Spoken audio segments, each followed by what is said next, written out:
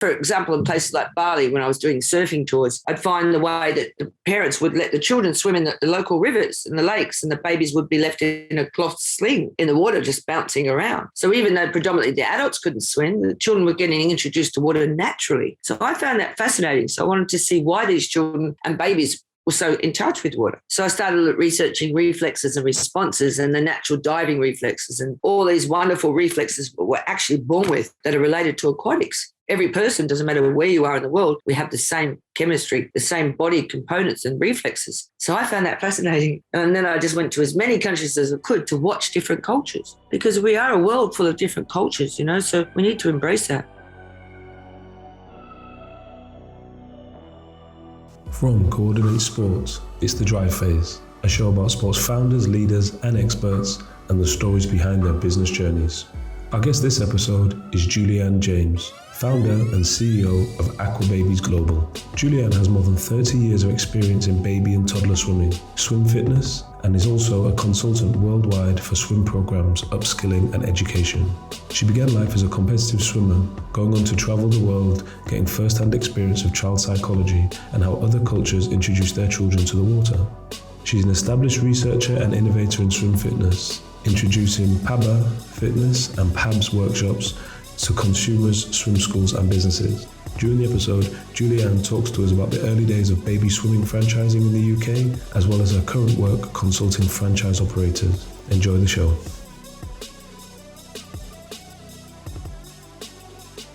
Okay, I'm really excited to welcome Julianne James, founder and CEO of Aquababies Global and PABS Consultancy. Julianne is one of the world's leading baby and toddler swimming consultants, having built a global franchise network and a training and consultancy business. Welcome to the show, Julianne. Yeah, thank you so very much. I'm very grateful to be here.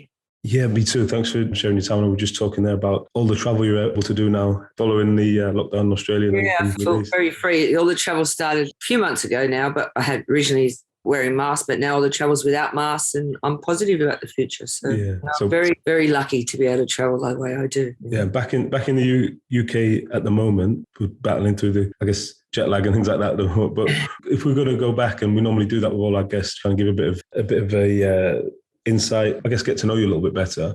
So you were born and raised in New South Wales, Sydney? In Australia, yeah. I went to school in New South Wales, then I went to the sunny Gold Coast, you know, went to the beaches, left my job in a corporate world of the bank in New South Wales and went up to be more of an aquatic programmer in Queensland, living near the beach, a surfy girl in the olden days. I don't know, in terms of your childhood and stuff, was swimming always a massive part of that? Was it like a family thing? Obviously, when we look at Australia from the UK, we've obviously seen the lifestyle and the beaches and obviously the kind of the outdoor active lifestyle. Was that always the part of your childhood? Yeah, I mean, then it was more prominent, you know, before computers, and, you know, a lot of children now aren't as active as what we were, but I was lucky enough to swimming was a huge part of my life. So, but, you know, it was also quite rigorous. So I was picked as a potential hopeful when I was quite young. So from the ages 7 to 12, I swam 4 hours a day, 5 to 6 every morning, 5 till 7 every morning, 4 to 6 every afternoon. So that was a bit torturous, actually. It's led me to, I loved it before the competitive side of it. And I also, you know, used to do surfing and many things, anything with water. I was lucky enough. Definitely building the, I guess, commitment, determination from an early age with the competitive. Yeah. I always try and take a positive from a negative. So I look at those days as being, you know, like as a young child, what it's taught me is tenacity, drive, passion. I think, you know, it's hard for parents having competitive children in any sport, but it does teach you so many great values. Yeah. That commitment as well at that age was a big commitment for your parents as well, right? To get you to those sessions. Was swimming and sport and things like that a focus for the family in terms of your parents? I think it's just I was lucky enough to have a real natural talent. I think maybe that's, you know, I was doing surf life saving even when I was really, really young, just in the nippers. And I just loved the water. You couldn't get me out of the water. So I was potentially picked to be a hopeful. I swam in a squad that was, you know, growing champions. They thought I was going to be an Olympic swimmer. So I was actually selected for a squad. So yeah, people don't realise the commitment for the parents. You know, they're the ones that need a pat on the back, I think, as well. We'll definitely get into the kind of parent and child sessions and the new programs you've got that you're launching currently. Interested in terms of, you mentioned there you kind of, I guess, left school and joined kind of corporate life or working at the bank, etc. Was there a moment where you kind of, was that just something you stepped into and then you realised, like, I really want to be more active in my job, or get outside? much to the dismay of my parents and grandparents at the time, I wanted to leave school when I was young so I could travel the world. So the way to do that was to earn money enough to travel to the world. And so I was doing what you call your O-levels, everything at night college whilst working in a bank during the day. And then I just got the need to travel. I wanted to travel and research aquatics hands-on was my aim and ambition. So I worked in the bank purely to earn the money to explore. And that means to an end. So yeah, then you mentioned you kind of moved up to the Gold Coast. What was that like? And kind of how old were you at the time when you did that? Were you kind of still in your teenagers?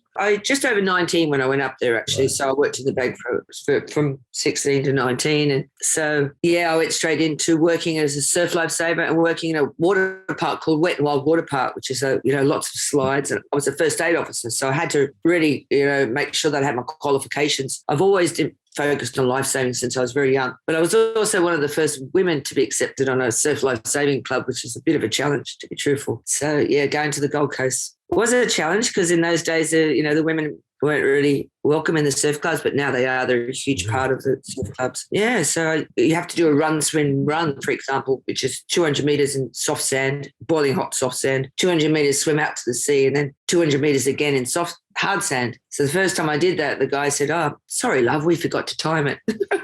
So that's the type of industry it was. The opportunities weren't there. You had to create your own opportunities. So that day I had to do the test twice in one day. Yeah. But of course, having the determination, I did it and continued with that determination, I think. Yeah. And then how did that kind of turn into, I know we're going to talk about you launching your own business, etc. But what was the journey between that young adult going up to the Gold Coast and getting your kind of first, job that you really enjoyed outside the bank? What was the kind of the journey from there to launching the business? Well, it's a really unique journey actually, because when I'm working, I realized that all the babies at the time were in armbands, and I found how is that stimulating the child? Where is the natural growth in that? And I started doing child psychology. So the child psychology textbook did not match the children, and not being a parent at the time, I got that aquatic experience by volunteering to help the children. And so then I realized it's not quite true, the textbook in those days. It is a lot different these days. And it just made me want to learn more. I couldn't really get the information I wanted. That was before internet. So, I'm showing my age, but so it was hands-on. So I then decided to travel. I need to travel. I need to explore. So I went from country to country around the world for on and off for 9 years, researching hands-on. So you're touching down on the country, or maybe researched it beforehand to see how swimming's being taught and how that kind of induction to. Yeah, so in some places I could do that because there was existing, for example, professors giving lectures in Switzerland. I'd go there. But, for example, in places like Bali, when I was doing surfing tours, I'd find the way that the parents would let the children swim in the local rivers and the lakes, and the babies would be left in a cloth sling in the water just bouncing around. So even though predominantly the adults couldn't swim, the children were getting introduced to water naturally. So I found that fascinating. So I wanted to see why these children and babies were so in touch with water. So I started researching reflexes and responses and the natural diving reflexes, and all these wonderful reflexes we're actually born with that are related to aquatics. Every person, doesn't matter where you are in the world, we have the same chemistry, the same body components and reflexes. So I found that fascinating. And then I just went to as many countries as I could to watch different cultures, because we are a world full of different cultures, so we need to embrace that. Yeah, and I guess throughout that research, were you kind of planning a syllabus or thinking about I'm going to collect this, or was it more just curiosity at that stage, or did you have a plan to? Exactly that. I was collecting as much information in journals. Those days we were writing everything in journals, and traveling over such a large period of time, I lost and gained many journals. Unfortunately, that's what you do when you travel. But yeah, it all come together when I decided finally got to the UK. So all that background research really come together for me to then apply it to parents and child, Yeah. And so I guess we always love the kind of origin story and hearing about how it initially started. So was it, you said your family ended up in the UK for the extended period of time. Were you thinking, was it just a case of, I want to earn some money, I want to set something up to generate some revenue, and this is my skill, this is my knowledge that I know, and I'll put it to practice? Or did you really have like a business plan, game plan behind it? I think it stemmed a bit of both, actually, because what had happened when I was in the UK, again, I wanted to earn more money to travel, but I started working in swimming pools and noticing there wasn't any premium quality classes. So I introduced classes, and believe it or not, I went from 3 pools to 40 pools on my own as a backpacker before internet, before social media, purely on reputation. So I grew too quickly. So therefore, whatever business I intended on doing was born quite naturally. But then all of a sudden I had to have business plans. I had to get accountants involved. Was that just word of mouth then? So you said like that kind of rapid growth, and you were delivering all the sessions yourself? I then started employing teachers.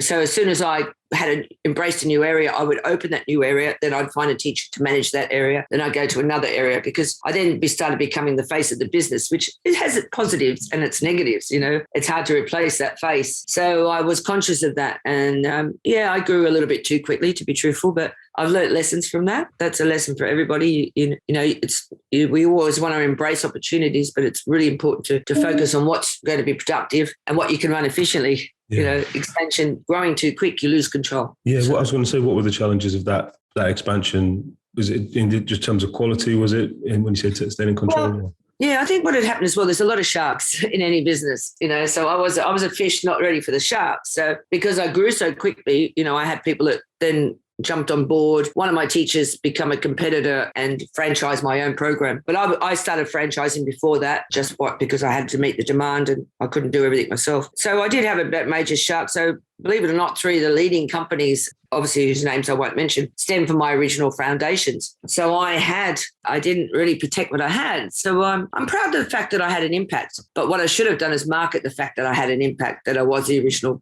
founder, that I was the original pioneer. But the way I look at it, there's enough babies in my industry for everyone to succeed. And what I should have done is just been proud enough to exploit myself, to market myself. But, it's full swings and roundabouts. It's coming back to me now. So, lessons to be learnt in business. Yeah, definitely. Live and learn on that one. And we'll talk a lot more about the consultancy now, but I guess at that point, you cut your teeth with new instructors and managers, etc., and having to train them. So is that where the kind of the training side, because was that always running alongside your franchising business? Well, what had happened is I was a tutor for a governing body in Australia when I left. And then I decided had to be English qualified. So right back in the early 90s when I started everything, I'd become English qualified as well. 2 certificates for there. So I'm doubling up on certificates. Then another governing body decided to bring out a baby qualification. So I was with Swim England and then the STA UK. I became a tutor for the STA UK in 2008. And then as my reputation grew, I was then invited to open the first baby swim school in China. So for the STA, coinciding the qualifications. So I worked with the STA to expand their qualification. I actually took their qualification to 16 countries. And now I'm also a tutor for the Australian government. So I'm addicted to learning, put it that way. But one stems from the other. If you want quality, you've got to learn. You've got to obtain knowledge. And for me, I always want to better myself, to be able to support my franchises and to be able to grow the business. So, becoming a tutor was crucial to the growth and expansion of my reputation. In terms of timeline, trying to place, I guess, where we are in terms of, let's say you've launched a franchise, growing to those 40 sites. Yeah. What year is this? Is this kind of around the same, turn of like 2000s, etc.?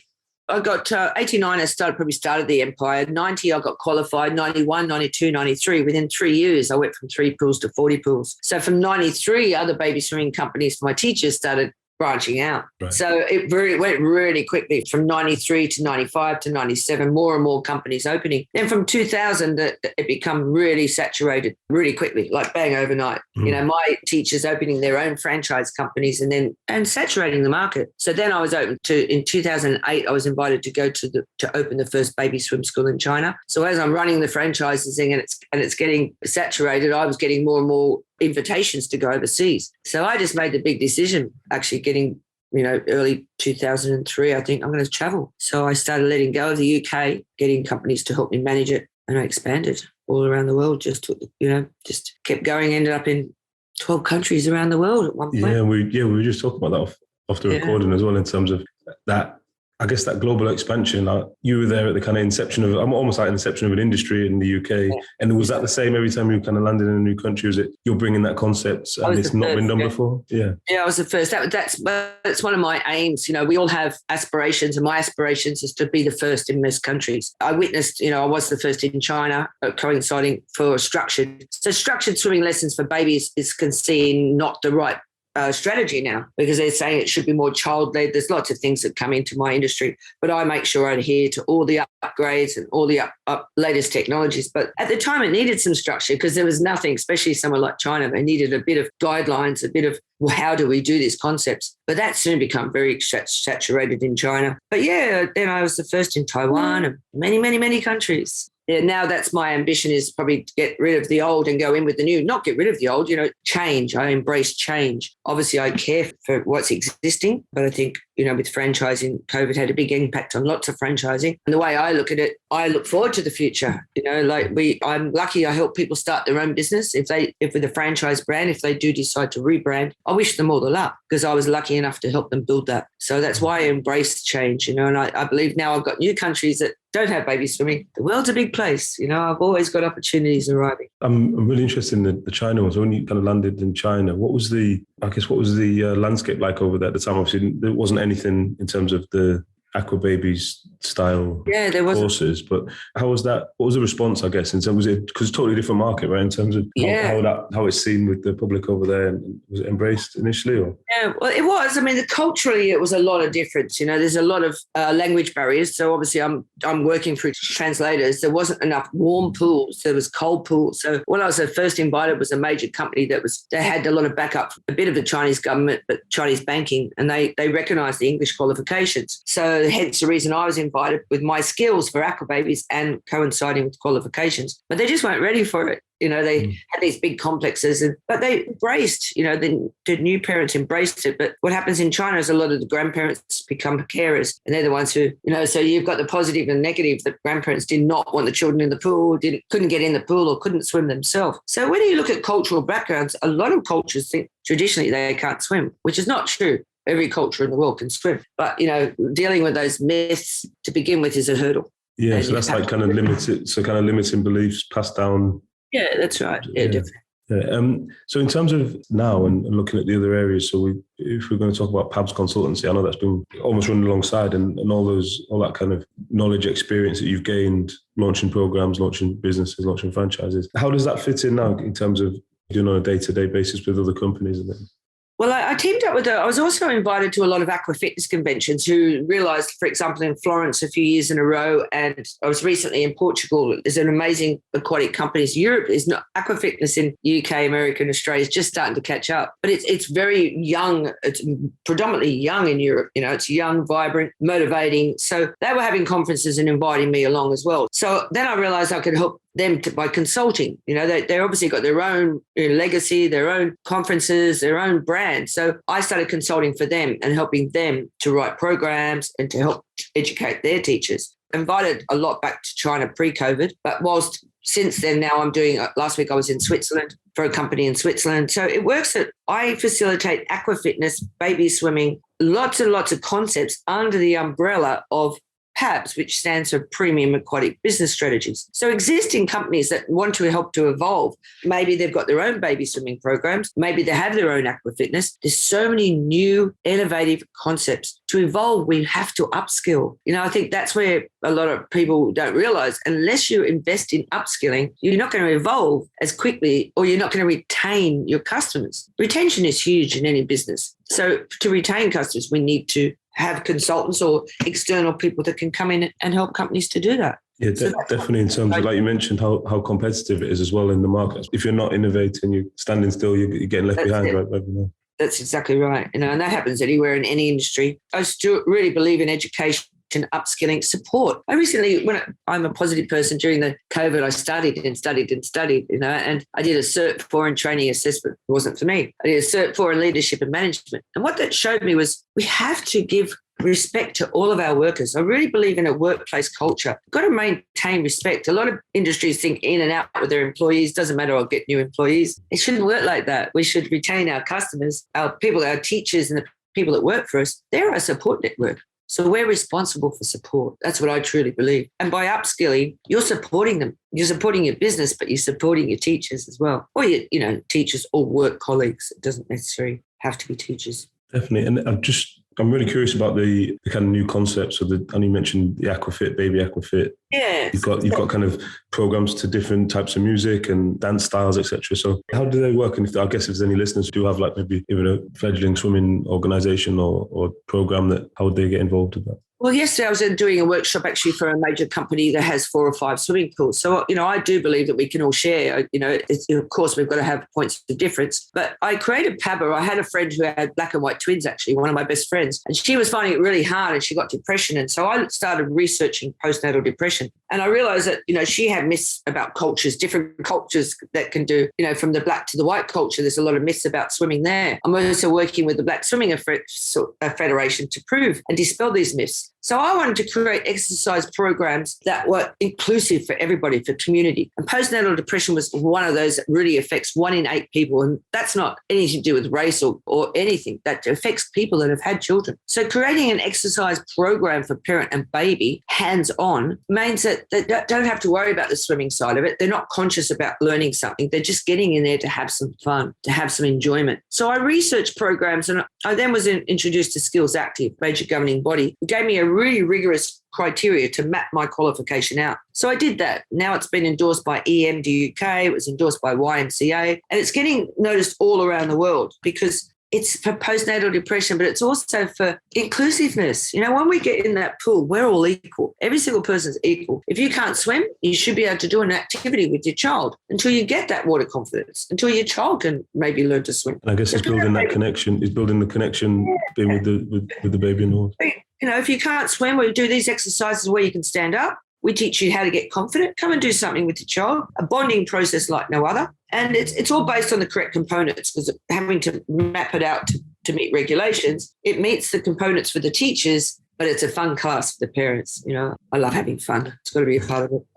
So is it, you mentioned that Skills Active, YMCA, etc. So this is rolled out as what's like a CPD qualification, or is it a level 2, level 1? At the moment it's a standalone addition for qualified teachers. I'm working with governing bodies. I'm also a tutor for Swim Australia, ASTA, Swim Australia, and they give it PD points when I was in Australia. I found that the market in Australia is very, very competitive, so I have more opportunities overseas. I hope to be able to go back to Australia. I've got big companies that I'm working with. One's called Belgravia Leisure. They've got 170 centres and they're piloting PABA and they love it. So that's fingers crossed, that gives back to the community. And that's what Belgravia wants to do too. They give back to the community. So now in England, it's not a CPD point yet, but it's for existing teachers and businesses and to grow, to have more knowledge, and they can still offer the program if they're already qualified and insured. So in UK, I'm working on the PD side of it, but it has been endorsed. You can get PDs if you're a aqua fitness professional, but the swimming teacher, I'm still working on that side of it. No, that's great. But it's definitely expanding the offering. That's all right. Different legislation.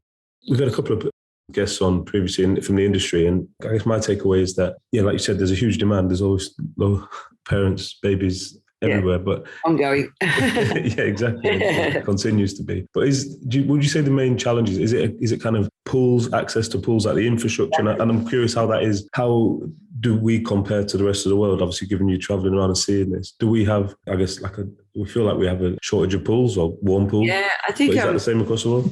I think across the world they have, I don't mean to be rude, they might have more accessible to cheaper land and cheaper labour. And so, but for example, my 4 franchises in Thailand, they had huge complexes that would be cost 10 times the price in UK and Australia. But the UK's always offered really good quality. The quality in UK and the update research is really good in my industry. So what we're doing now, a lot of companies are looking at pool. I also help under PABS consultancy build your own pool. I'm working with major pool providers. We shop to get the best price, and they're building pools in industrial states where businesses have closed. So if you look at the negatives and then turn it into a positive, these industrial spaces are perfect for swimming pools. So people are being able to get grants and loans to be able to support these businesses now. Then that's one thing we don't realise, that we need to look for opportunities like that, where we have got a bit more support to build a company. So I'm helping people build their own pools, not for my business, but just to help their business. Whatever's needed in the aquatic industry, I explore. Yeah. And what about teachers as well? Because I know you do, like you mentioned, a lot of work with the kind of governing bodies, swim teacher associations. Yeah. Is there a shortage there at the moment as well? Huge shortage in Australia, in Australia and England. So the STA, and I think I think Swim England as well. They've both got these new Stand Up for Swimming campaigns. So they're getting a certain amount of subsidy where they can help qualify swimming teachers. So if people are interested in getting work in the aquatic field, there are the opportunities there now. They need to get in contact. The Stand Up for Swimming and other programs are there to help qualify teachers. There's such an unemployment rate, but there's so many wonderful jobs available. So people just need to have access to that information. Yeah, and it does feel like in terms of, obviously COVID was really tough, but in terms of growth for the future, all those pieces are kind of lined up for opportunity for like, you've got, support for. That's right. And like, as I said, working recently with Black Swimming Association, I'm hoping just working with the founder of that at the moment. I'm looking at volunteering when I come back in August to give free swimming lessons, to really open that to the young youth to understand that they can be swimming teachers. They can learn to swim. It's not impossible. It's something for everybody. We've got to understand that. Switching gears a little bit in terms of kind of running business, etc. And I know you travel a lot, so much. What are your kind of, I don't know if this is confidential, what are your kind of day-to-day recurring challenges in business? Finding people I can trust and trusting my own intuition. That I've got to be truthful there. We can't over glamorize business. I've made the wrong choices a lot of times. I've trusted the wrong people. I won't make the same mistakes again, or will I? I'm a trusting person, so I've got to really look at myself and do self-reflection onto myself. Make sure I'm a workaholic. I make sure I take some minutes, put the headphones on. I've learned to put the headphones on to meditate and do 10-minute power naps. It's godsend. It's really changed me. I recently wrote 4 level 2 syllabus for the Singapore Swimming Association. And so one of the workshops for that was how do you look after yourself as a teacher? And I truly believe in being grateful. I know it sounds silly, but for me, it gives me energy. If I'm grateful every day to have these opportunities, I believe that grows more opportunities. I believe we have a choice to be positive or we have a choice to be negative. It's your choice. And the positive draws more positivity. Negative can do the same. So, the challenge is having a positive mindset, really taking the second, okay, that's a bit stressful. Take a breath. Take a breath. Don't write an email when you shouldn't write an email. Take a moment. Look after yourself. Self-reflect in a positive way. So many people think self-reflection has to be being negative. No, it should be both. You've got to be honest with yourself. So that's a challenge. No, definitely. I think just hearing you speak is clear and kind of infectious in terms of your passion for the sector and kind of where it can go, what the new initiatives that you're growing. So I guess that must be difficult when you said looking for people you can trust or whatever, because you've got such a passion. If there's someone who's suggesting that they can help you expand on that or multiply your impact, then you're going to probably want to work with them, right? That's right. And then finding the right people to trust, because that's another thing too. So with that word of advice, contracts and taking time to get NDAs and contracts are quite important for people looking to go into business. Well, a lot of times we make deals without having a contract, and therefore, you're susceptible for that product to be taken. You have to protect yourself. Legalities are there for a reason, especially when you work overseas. Perhaps you have to look at different business models. For franchising, a lot of franchises rely on royalties. That may not be the case if you're doing it overseas. You may have to look at changing your model to getting royalties through payment of supporting materials, rather than expecting to get a royalty and support them. That royalty may not be valuable at the end of it. So you've got to look at different models. You've got to look at different cultures and adapt your model. Yeah, and I guess through your work with kind of businesses looking to grow and improve, is there any kind of keys to success in those businesses, especially in the industry? We work with, and our listeners come from kind of that physical activity, children's physical activity providers. Are there any kind of key themes that you see that the great businesses are doing out there? Yeah, I think workplace culture, I can't emphasize that enough. As really look at ways of upskilling and investing in your employees. They should be a backbone. You shouldn't think, in and out. It should not be a quick turnover of staff. That shows there's something wrong with the company. That means they're not happy. If they're not happy, they're not going to be productive, and they're not going to be effective. So that's really important. If you have a company, look at your workplace culture. What can you do? Sometimes you might have to introduce a mindfulness session where they get a moment to clear their minds. We need to look at new holistic approaches that are working. So research your product too. Research your product, research your competitive, create points of difference. Now, sometimes you might have to get external people that can come in and support you on that. But that's a wise investment. By not reinvesting into evolution, retention is a huge thing. To retain, we must evolve. So to evolve, you must upskill. So education, retention, and looking after each other, having respect. I think it's quite important. But you do have to do your researching. You do have to do your marketing. You do have to have a budget for marketing as well. You can't just, everyone relies just on social media. It's great if you've got an influencer, that someone that can do that all day, every day, but some people are not great on social media. So you may have to invest in that side of it, you know? Yeah. For the future, I guess in terms of opportunities, a couple of questions, but if you're going to look at a territory or a region for growth in the next, I guess, 5 to 10 years, which is the area that kind of has the biggest opportunity at the moment? I think for me, I mean, I'm going to America. I've been a consultant during COVID. I did my first opportunity to learn how to do things online. So I was quite lucky that I embraced it to see what can I make different. So I did a consultancy job during COVID to support teachers in Denver and Virginia. So I'm going over to work with a big company because there's no baby swimming franchising through the whole of America. So I'm looking forward already to 2023. And also Saudi Arabia, Middle East, UAE. I'm just working with a new franchisee in Dubai, and I qualified someone with a new product yesterday from Dubai. So I think the countries that are still yet to understand the value and the health properties of swimming. Why is that? Because that's really surprising in terms of US being like maybe the home of franchising back in the day. Why is that there's not replicated models? Oh, correct myself on that. The swimming franchises are really successful models, and they really grew during COVID. So, but they're for big swimming pools, you know, like 10 classes in a pool. But the smaller model for baby and toddlers, you know, that the research in the UK is one of the strongest in the world for baby and toddler swimming. It's evolved so much. I mean, there's a lot of different myths about baby swimming, but the main value is the health benefits are numerous. And so there's no actual baby swimming franchise. It's a more of an affordable model. Rather than building a huge giant pool, you can have a small pool just aimed at babies and toddlers. And it's really, you know, can be a profitable revenue. So that model is not replicated as per se in huge areas. Swimming itself in America, franchising is very successful, but not the baby and teen, and not the niche markets yet. Got it. And then for yourself, in terms of future aspirations, we touched on a lot of them already, but is it just to obviously get out and support as many businesses as possible and get the biggest impact you can? I think working with governments too, I said, you know, I'm even all governing bodies, they seem to be a little bit rigid and in expanding to evolve in their resources. So, for example, a lot of governing bodies will just have PowerPoint after PowerPoint.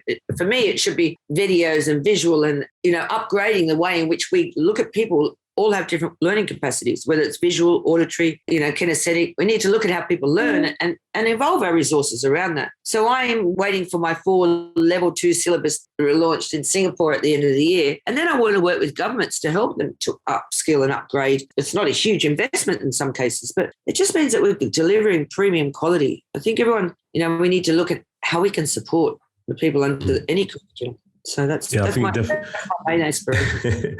Yeah, definitely right with the training. A lot of colleagues that I have who are trainers, etc., especially in the sector. We've got individuals who are practical people and teach a practical skill, but then we do the training as kind of a sit down classroom watching a PowerPoint, which doesn't quite align with the actual job role. So totally agree on that one. So you can integrate the two, can't you? You can have videos, you can have lots of, you know, it just makes it more vibrant, doesn't it? Motivates everybody. You know, when you see teachers sitting there nodding off, bless them, it's not their fault after 300 slides. But so that's why I always get them up and do breathing exercises. I always try and be as vibrant as I can when I tutor. And I think that makes a difference too. Yeah, and you mentioned that kind of the breathing exercises, the kind of 10-minute power naps, things like that. We always ask all of our guests in terms of routines and habits that they have to kind of keep themselves performing at their best, managing stress and kind of being as productive as they can be. So is there any other things or any resources you could point towards for people who are interested in kind of the breath work stuff or the meditation and the nap? And power naps? I mean, for me, I believed I lived on flight or fight. You know, I believed doing 100 things at once was productive, and it wasn't. I could have been a lot more successful, a lot quicker if I would have taken more time for myself, you know. So that's a huge point, is you really got to manage. Time management's huge. Take some time out. By taking time out, you really learn to absorb information. You can relay that information. So breath holding techniques is so many. It's quite easy. You just find any site on YouTube. A lot of it's free. You know, you can just zone in and do a guided meditation. Like when I first started listening to a guided meditation, I was saying, I wish I'd hurry up. But then I realized that defeats the purpose. And now I just love relaxing. I used to do it when I had to, but it was purely through collapsing for 10 minutes, collapse for 10 minutes and start again. Now it's quite addictive. If I'm researching and studying, I might do three power naps, which obviously you've got to have that luxury of working indoors to do that. But some people go to a park and just sit and watch people walk. That can be a form of meditation, just being quiet for 10 minutes. Yeah. It can be quite simple. A lot of people find this breathing concepts. Breathing concepts are used for martial arts. They're used for many different aspects of the art and science of teaching. The art is being able to apply holistic approaches. The science of teaching is always going to remain the same. The way we look at the outlook at teaching is an art. Taking time to explore that will change your life, I guarantee it. Yeah, definitely. I think that's getting more adopted more widely now as well, in terms of the kind of, and also working from home as well means people can do those 10-minute breakouts without having to kind of, because we're quite stricter in the office and stuff. I did a lecture in pedagogy, which is the art and science of teaching for Singapore. They're very academic, and I wouldn't consider myself an academic. I probably was at school. I achieved quite a lot of accolades, but then I became a hands-on researcher. So I wasn't no longer an academic. I was a researcher. So I found that I gave talks on, for example, I'd say the gratitude list. Einstein, Mozart, all the great components, the Kennedys, Obama, they all believed in being grateful. And I know it really is a powerful tool. And if you look at all the philosophers of life, they actually believed in that. Yeah. So that's based on fact, so, that works. Yeah, and I think I've probably said it before on the show, but gratitude, that emotion and that feeling, it's hard or even, I guess, impossible to kind of, if you're actually feeling truly grateful, it's hard to have a negative feeling at the same time, right? Or a stress feeling because you're so happy. But the final question, I'm kind of conscious of your time, etc. But we always ask a reflective question, and I guess the whole show's been quite reflexive as we've been talking. But generally, if you could go back in time and give yourself one piece of advice to kind of your younger self, maybe when you're starting out the business initially, what would that one piece of advice be? Trust my own intuition. I was always searching for people that I could collaborate. Collaboration's great as long as you've got your foundations, your faith, your stepping stones, your guidelines, your plan in your head. Not having a business plan and growing organically can happen, but really sitting down and taking time to know your figures, know what's coming in, know what's coming out, what is profitable, what's working. Feedback. We need to do feedback forms. Why aren't the customers coming back? All these things make a business model, So for me, trusting my own intuition rather than I was externally sourcing people to do all that for me. You've got to know your business from the core. You've got to know that yourself. Otherwise, you're susceptible, again, to deceit. Unfortunately, human nature is not always kind in business. So prepare yourself. Make yourself strong. Believe in yourself.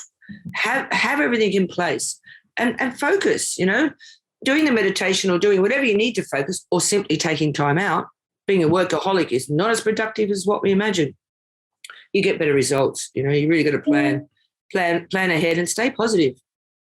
Yeah, I love that. I guess if you've got that plan, then you're not going to be pulled into anyone else's agenda. You know exactly what you want. A lot of people, unfortunately, they have a great product and they can't finance it, and that's a shame. So if borrowing may lead to the end, but doing it gradually and having a plan where you could generate income and only work within your budget, and then borrow if you need. But borrowing at the beginning of a company, when you overextend yourself, it's a recipe, for stress. Yeah. And stress is not healthy. Julianne, really appreciate your time. Thank you so much for coming on and being so transparent. And we'll link everything we spoke about in the show notes. If anyone wants to get in touch and book you for your services in terms of helping them grow their businesses, then I'm sure they'll be reaching out. Yeah, and thank you so much. I think your platform's wonderful, offering to reach out and support people. Congratulations to you too. Oh, thanks so much. Thank you for listening to this week's show. You can subscribe anywhere you get your podcasts. If you'd like to get in touch with us, you can write to us at dryphase.podcast@coordinate.cloud, tweet us at coordinatesport, or follow us on Instagram at coordinate_sports, or on my account at James_ventures. This episode was produced by Nancy Kwamboka, with support from Claire Goodchild and Lola Small, with special thanks to Rochelle. I'm James Moore, and you've been listening to The Drive Phase from Coordinate Sport.